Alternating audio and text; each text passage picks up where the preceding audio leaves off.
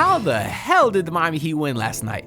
Well, that's exactly what I'm going to tell you in today's video, as we're going to analyze some film from last night's Heat vs. Cavs game, and we're going to look at everything from Jaime's heroics to send the game to overtime to the masterful play calling of Erik Spoelstra leading to the Andrew Wiggins game-winning dunk. Now, of course, we always give a ton of love to Coach Spo, but I also want to shout out Chris Quinn, who Spoelstra actually gave credit to for drawing up the game-winning play.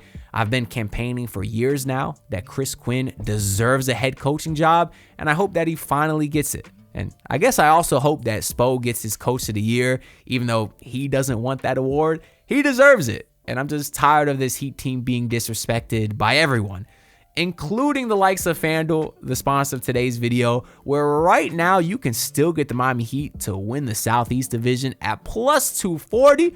FanDuel, how do you have the Heat with the third best odds to win the Southeast Division when we're currently third in the Eastern Conference?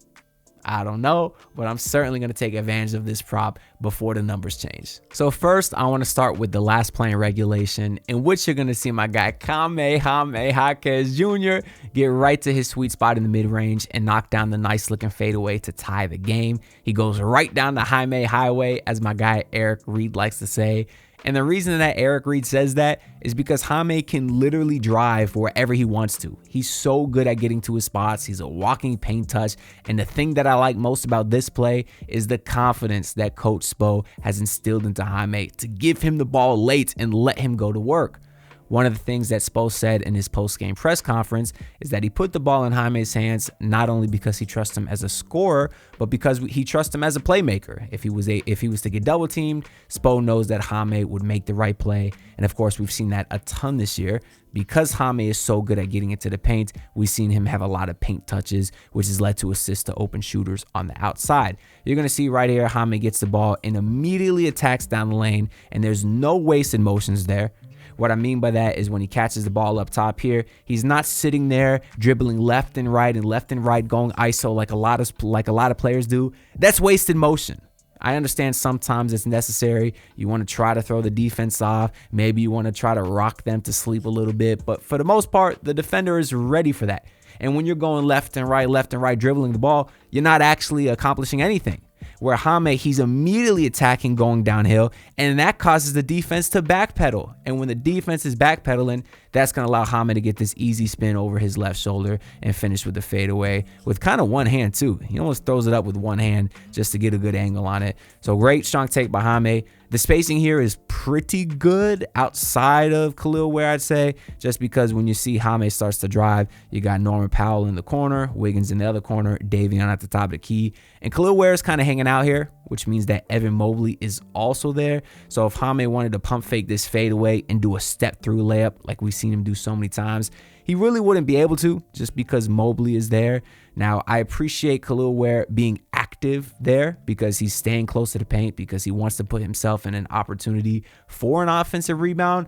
But there is a way to provide space, but also crash the glass. What I think I would have preferred is as Jaime was driving, if Khalil Ware continued his stride more towards this corner three-point line, and then once Jaime raises for the shot, then you can see Ware start to run in and crash the boards a little bit. I just think that would have provided some better spacing. But overall, I do appreciate Ware's effort on this play, and it's a great finish by Jaime. And then on the first play of overtime, you're basically going to see the same thing as Jaime has a strong attack towards the middle, causing Hunter to reach and grab. Jaime's going to feel the contact, raise up, draw the foul, and then knock down both free throws. I want to note how as soon as Jaime catches the ball here, he's looking to attack. Hunter is going to provide good on-ball pressure right here because he's a good defender. But then if you watch this little hang dribble that Jaime has right here, that's going to cause Hunter to relax a little bit, plant his feet flat on the ground, and then that's all the pressure that Jaime needs to get a step on him, which is going to cause Hunter to start grabbing, and Jaime does a good job to feel the contact and raise up to draw the free throws like all great scorers do. As soon as Jaime provides that hang dribble, look at Hunter hook Jaime's arm right here because Hunter is now trying to get that leverage back since he was just beat off the dribble. Jaime is going to feel that contact and immediately raise up and knock down both free throws. Same thing about Khalil Ware on this play though. Pretty great space initially with Powell, Mitchell, and Wiggins all on the perimeter out here. And you're going to see Ware kind of camping in the paint a little bit. That kind of cuts off any chance that Jaime has of attacking the rim just because Mobley's there. So once again, I would have liked to see Ware maybe hang out in the corner a little bit and then crash the glass once the shot goes up. But overall, another strong take from Jaime, and nice to see Spo go to him again. And now in this next play I want to look at, it's a few moments later with the Heat up 1 in overtime. There's a few things I liked that the Heat did, and there's a few things that I just think they couldn't help. I did want to analyze some of the Cavs' offensive rebounding because that is something that killed Miami all game yesterday, and especially late in these games. As you're going to see DeAndre Hunter tip this ball, and it's going to end up in the hands of Davion Mitchell, who would get tied up by Jalen Terry. But the play starts with actually really good defense from Khalil Ware. I thought he played pretty solid defense all day, although Mobley had a great game himself. But hey, Mobley's just a great player. You got to give him credit. But Ware does a nice job here of fighting over the Davion Mitchell screen to get what I think is a really good contest on this Mobley 3. Mobley hit some big shots late, but that doesn't mean that Khalil Ware wasn't there. You see he has a hand right in his face, nearly blocks the shot. And as the shot goes up, everybody on the Heat is getting into good box out position. Wiggins is in front of Sam Merrill. You see Jaime sprinting in to get in front of Terry. Davion is going to cut off Donovan. And Norman Powell is a lot smaller than DeAndre Hunter, so he's trying his best to box him out here. Truthfully, he is grabbing him a little bit, but he really has no shot over Hunter, who's about 3 inches taller than him. Hunter is going to get his hands on the ball. Norman does make a nice effort to knock it away. Jaime is going to get fouled by Jalen Terry, I think, and that's how this ends up in the loose ball in the first place. But I want to note right here, as soon as the shot goes up, you're going to see Norman do his best to box out Hunter. And truthfully, I just think this was unlucky for the Heat. Sometimes offensive rebounds is nobody's fault. You see everybody here on the Heat is active and engaged. Wiggins is in great box out position. And if that ball would have bounced to the right instead of to the left, that would have been Wiggins' rebound instead of Norman Powell's. You just didn't get the luck of the draw that time. But great effort by Norman to knock it loose. But then look at Jalen Terry. He has his whole hand smacking Jaime Jaquez's arm last position. I think that should have been a foul on the Cavs. No call as he completely bulldozes Jaime. It'd be a loose ball. And Davion Mitchell, as expected, is the first one to the ground. So at least he is able to give the Heat a chance here on the jump ball. They wouldn't get it, but I do think it was great effort by the Heat here and a great contest from Ware from the jump. It would end up not harming the Heat though, because on the same possession, the Heat would end up forcing a stop after some really great team defense, and Evan Mobley's going to end up missing a pretty tough layup after being contested from Wiggins, and Ware doing a nice job altering the shot inside. So the play is going to start up top here with Wiggins being the primary defender on Davion Mitchell after an initial switch, and then you're going to see Mobley come up and set a screen. But watch Khalil Ware here. Khalil Ware is pointing to Andrew Wiggins, communicating to him that he wants him to switch onto Mobley. I love this from Ware because it shows that he's being active and communicating defensively, which is so important. In general, I wish they wouldn't have switched though, although I appreciate the communication from Ware. I just don't like switching in general. I know that's the Heat's philosophy when it comes to defense, but a lot of times that just means they find themselves susceptible to mismatches. Now, fortunately enough, this Heat team does have a lot of versatile defenders, so Wiggins is able to do a nice job containing Mobley there and forcing him to miss what ends up being a pretty difficult layup. So we'll start the play up top from the beginning here. Wiggins is the primary defender on Davion. Here comes the screen from Mobley. You're going to see the switch. Nice shot from Ware to now sag off and contain Davion Mitchell. And you're going to see Mobley try to use his size to bump Andrew Wiggins. But watch how Wiggins does a great job taking that bump in the chest and forces Mobley to pick up his dribble right here, which is still like 10 feet from the hoop, meaning he's forced into a pretty difficult scoop layup from a very far angle out. And on top of that, look how high Khalil Ware got on this. Look how high he forced Evan Mobley to shoot this scooping, running layup to get it over this outreached arm of Khalil Ware. Khalil Ware is eye level with the rim. So overall, this was an incredibly active effort from Khalil Ware on this entire run. Nice shot from Jaime to fly in there and grab the board, and the Heat start pushing the ball immediately the other direction. And on the ensuing offensive possession, you're going to see the great play from Khalil Ware to continue as he gets a monster offensive rebound and putback off of the Jaime miss. You're going to see as soon as the Heat get the ball here, they're going to swing it to Jaime Jaquez, who immediately is going to go downhill and attack like we've been saying all video. And I want to note again the spacing here from Khalil Ware. Because he was hanging out in the paint, that means Mobley's here to be a shot blocker. and he's gonna kind of rush Jaime into the floater, maybe causing him to miss, because that is the shot that Jaime usually makes. I think what I would have preferred from Ware here in this spot is maybe continue to hang out in this corner, maybe a little bit further back than he is right now, because as Jaime starts to attack, that's when Ware goes into the paint, making Mobley a shot blocker here, where if Ware was to stand back a little bit, that draws Mobley out of the paint. Jaime doesn't have to rush the floater as much. And then if Mobley decides to then leave Ware in the corner here to contest, well, now Jaime's in a spot where he could throw the lob to Khalil Ware, where right now that's not really an option just because the paint is so crowded. But nonetheless, Khalil Ware does a great job to reach out like an alien, like Wembanyama, to tip that ball off the glass. Second jump, so quick to get that rebound, and has a nice touch on the finish there. So overall, great effort from Khalil Ware. But I think I would just like to see a little bit more spacing when Jaime's attacking downhill, because I think he still would have had enough time to crash the glass if he had flown in from the corner a little bit later. So now with the Heat up 3, I want to give credit to another very solid defensive possession from them, in which Jaime clamps Donovan Mitchell, and then the Heat do a nice job boxing out to secure the rebound. And this is that group effort rebounding that we discussed in yesterday's post-game video. You can see a body go up on everybody. Look at Khalil Ware being active, boxing out Evan Mobley, who's forearming him in the back.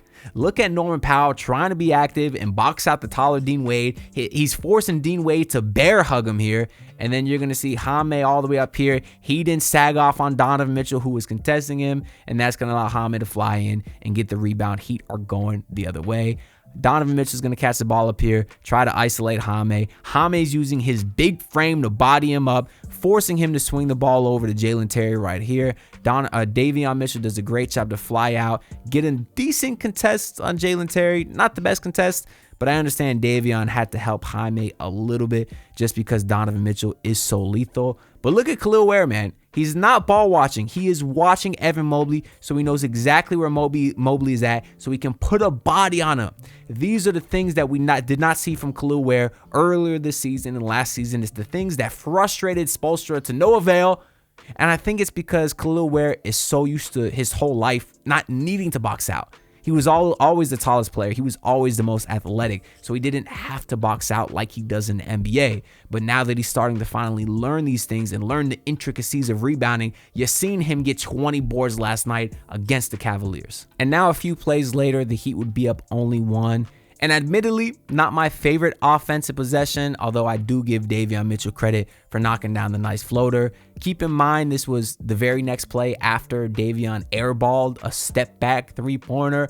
I would have liked to see them work the ball more into Jaime or Norman Powell's hands, but obviously the Cavs are keying in on those guys. So it is nice to know that you have a guy like Davion Mitchell who can still get these paint touches at will. We said earlier that Jaime was a walking paint touch. Davion Mitchell is even more so than that. He can just get to the paint at will. And at the end of the day, anytime you could get a shot in the paint, it's not a bad shot here. He's going to start to drive on Jalen Terry, bring the ball back up top here. Does a nice job to take the bump because he is still a guy that has broad shoulders and just has great touch in the floater there. So I much prefer this type of shot than the step back three if Davion Mitchell's going to try to take over a little bit late in the game. Although that being said, I still thought his step back three was going in because I will never doubt Davion Mitchell. But this was a great finish right here to put the Heat up 3. However, the Cavs would answer, so the Heat would get the ball back up 1 with just a minute to go. And you're going to see the same thing that we've discussed like 3 times already, which is Jaime getting to his sweet spot and knocking down the mid-range jumper. The spacing here, again, isn't great. This time there's 2 Heat guys in the paint, including Khalil Ware once again, because I think what Jaime might have initially wanted to do as he gets the ball here and attacks going downhill is I think he might have wanted to continue over his right shoulder to finish with the layup on the left side of the rim. However, he can't do that because Mobley's there as a shot blocker, but because Jaime has such great footwork and such great IQ offensively, he's just going to spin over the other direction, give Hunter another bump because he knows Hunter is being conservative, trying not to draw a foul, and that's going to allow Jaime to spin away from the defense and finish with the fadeaway right there. You're also going to see that Andrew Wiggins ends up flying in from the corner because I think Wiggins believes that Jaime was also going to finish on the left side of the rim, which is why Wiggins is now starting to crash glass. But again, the paint is still kind of congested here, but Jaime does a nice job just to spin away from the defense. Gets his footwork here beautiful just to create plenty of space, and then gets the shooter's roll to knock it in. And now with 8 seconds left in the game, the Cavs get the ball down 3 and the Heat decide to intentionally foul them. I just wanted to show this clip because I wanted to share my opinion on a strategy that's become very controversial over the last couple of seasons. And honestly, I don't agree with it. I hate this strategy. Now, of course, I get the logic because if the Cavs are down 3 and they get fouled, well, they can only make 2 free throws and they would still be down 1. So I get the logic. But in my opinion, too many things can go wrong. For one, what happens if the Cavs make the first free throw, miss the second, and then get the offensive rebound? Well, now they're in a spot where they could hit a 3 to win the game. Also, what happens, let's say the Cavs make both free throws. Now the Heat have to inbound the ball, so you're extending the game. You got to do multiple inbounds passes, and we know the Heat have struggled with that in the past. So I just don't like the idea of forcing your team to have more inbounds passes, extending the game longer, because then let's say that the Heat even get the inbounds pass. Now you're putting the pressure on your team to make free throws. The Heat hit them last night, but overall this season, we know they've had their struggles at the free throw line.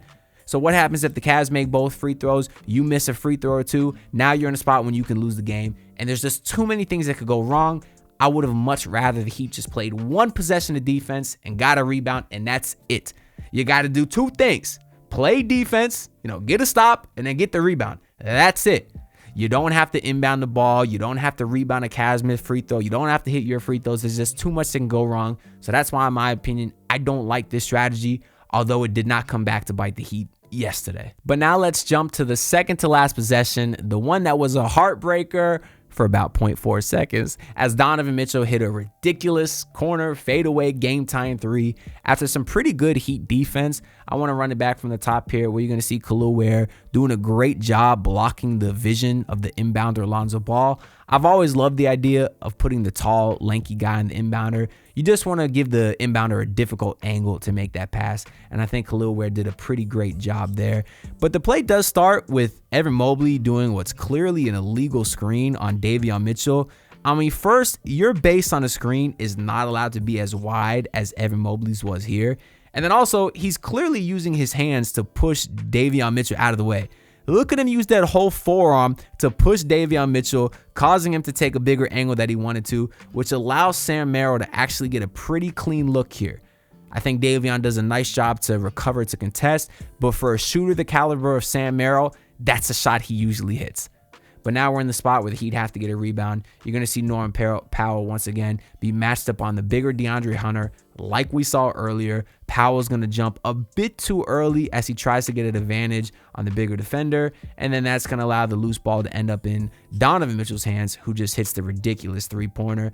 I do think, too, that Ware did a great job here to contest, especially when you remember Ware was guarding the inbounder on this side of the court, and he showed great effort to get all the way to the other corner and had a hand up, which, in what I imagine, he was maybe an inch from blocking that shot. I mean, what a ridiculous shot from Donovan Mitchell. Now, you may be asking yourself, too, how did Donovan Mitchell even get open to get that rebound? And that's because of another Mobley moving screen. Look up top here as he once again uses his forearm to just shove Andrew Wiggins out of the way, allowing Donovan Mitchell to get a free lane down the middle in order to corral that loose ball after DeAndre Hunter tipped it. Once again, this is not a screen, Evan Mobley. You have to set a screen with your chest. You can't take both your hands and shove Wiggins out of the way here. But nonetheless, Mitchell would have the free lane down here. Hunter would tip it up. It would land in Donovan's hands, who clearly stepped out. Also, mind you, I think all Heat fans were pretty annoyed at that replay yesterday. This one is definitely out of bounds. This one is definitely out of bounds. And if they can review Max Strus stepping out of bounds in Game 7, 10 minutes after it happens, why can't they review this? I don't know. I just seen a lot of Cavs fans complaining that the Heat took 21 free throws in the third quarter. It's like, stop fouling us. You really think the Cavs wanted Miami to win the game? Well, if that was the case, they would have called one of the a million moving screens on Evan Mobley that I just showed you. But as a very wise man once said, ball don't lie, as Nikola Jovic is going to throw a pinpoint accurate entry pass to Andrew Wiggins, who slams the lob dunk at the buzzer for the win. Everybody's going crazy. This was a beautiful play call by Chris Quinn and Eric Spoelstra. You're going to see up top here, the only shot blocker that the Cavs have out there is Evan Mobley. He's going to be guarding Jaime Jaquez. I have no idea why Kenny Atkinson didn't have Jaron Allen out there to protect the paint. It makes no sense to me. I have no idea why he decided to have the shorter Donovan Mitchell guard the inbounds pass. As I said in the last clip, I love the idea of Khalil Ware making things difficult for the entry passer. It doesn't make sense to put the small guy defending the inbounds pass, especially when the Heat have 6'10" Nikola Jovic throwing the pass. I mean, what a luxury it is for the Heat to have a guy who can see over the entire defense, also be such a great playmaker to throw a pass this accurate. I mean, we've seen Jovic have a lot of inbounds passes late in games over the last couple of seasons, and that really is a luxury to have. I don't want that to be lost at all. But the paint's going to clear up because Norman Powell is going to start from the corner and curl all the way up top here between the bodies of Davion and Wiggins. And at the same time, you're going to see Jaime clear from sort of the dunker spot on the left side of the rim to this corner here, which is going to open up the entire paint right here. And Sam Merrill is completely lost. That's another mismanagement that I think Kenny Atkinson did is, why do you have the little white guy out there playing defense? I understand he was on one offensively. He had a very great game, especially in the second half. But you don't need to have him out there on defense. There's nobody else you can have out there. I said the same thing about Erik Spoelstra a lot last year. There would be games where Tyler Hero was absolutely hooping, but the Heat needed one stop to win the game, and Spo had Tyler Hero out there. Why? I get it, Tyler had a great game, but put one of your defenders out there on the last play. Kenny Atkinson didn't do that this time. And that's going to leave Sam Merrill completely lost, as soon as Norman Powell is this distractor running to the top of the key up here, you're going to now see Davion Mitchell flip and do a back screen on DeAndre Hunter right here, which gives Andrew Wiggins a clear run to the rim and the perfect pass before he knocks it down. The reason this post play kind of blew up on the Cavs is because as Davion Mitchell is coming to set the screen right here, Sam Merrill is going to move with Davion so he can sort of be a deterrent between Davion and the rim, because Sam Merrill doesn't want to leave Davion. Otherwise, the whole paint will be wide open. The problem is, though, he doesn't know that DeAndre Hunter was screened. And when your teammate is screened in this spot, you probably should have switched. So as soon as there was the switch here, and you're going to see Hunter be on Davion, Sam Merrill then should have dropped back, and now he should have been between Wiggins and the rim, not Davion in the rim in that case. But yeah, quick moving play from the Heat. Just miscommunication on the Cavs defense. And then once again, we got to shout out this pass from Jovic, who, look when he launches this ball. He's going to start to throw this ball right here. It's already angled right at the rim, and Andrew Wiggins is still about 2 feet from even entering the paint. Think about the timing on a pass like this. To get it so when Wiggins catches it, he's right at the rim. Not only is the pinpoint accuracy to get it at the rim ridiculous, but to time it up this perfectly is just a credit to the talent, skill level, and practice that these guys have been putting in. And I just like watching this replay and seeing everybody go crazy. I want to point out Erik Spoelstra first, who we know doesn't celebrate a lot because he always tries to keep it professional. But look how as soon as this pass is about to come in here, watch how Spoelstra himself is going to jump as if he was Andrew Wiggins. Look at him right here, raise his arms. He's jumping in synchronization with Andrew Wiggins there. And then he's trying to keep professional at the end. Oh, that is just so funny to see, and I love all the emotion from these guys. Of course, everyone is standing up. Khalil Ware here is going crazy, and Khalil Ware is a great celebrator on the bench. You know, I know we talk a lot about his effort on the court, but by no means do I think he's a bad locker room guy. I think he just needs to learn how important it is for him to do the little things, because again, he's in the NBA where everyone is so talented, but he's always there celebrating on the bench. Even Tyler Hero being injured all season has been nonstop, a great teaming on the bench. And then of course, all the young guys are going crazy, and you just feel great for them. Even Kasparis, who's gotten no run, Pelle Larsson just going crazy, man. You love to feel good for the young guys. And hey, the power of friendship and tomfoolery is at an all-time high right now. But that's all I got to say for this film analysis. I certainly didn't love everything we saw last night, but I do think the Heat are continuing to improve as the season progresses, and I do think bringing a guy back like Tyler Hero could help this Heat's late game offense. If you want to see my insane live reaction and post-game video, make sure to check out the video that I dropped yesterday. And while you're at it, make sure to subscribe, because all of this craziness being said, the Heat play the Cavaliers again tomorrow. Where right now on FanDuel, they have the Miami Heat as 6-point underdogs versus the Cavs, which I do understand. It's very hard to beat the same team twice in back-to-back games. So we'll see what happens. Make sure y'all subscribe so you don't miss any of the content I have coming up. And also make sure to like the video and comment your thoughts down below, because I do greatly appreciate your support. That being said, I'll see you on the next one. Peace out, everyone. Look, pull up in your city, tryna get that dead face. Do it on my own, I don't need no dead weight.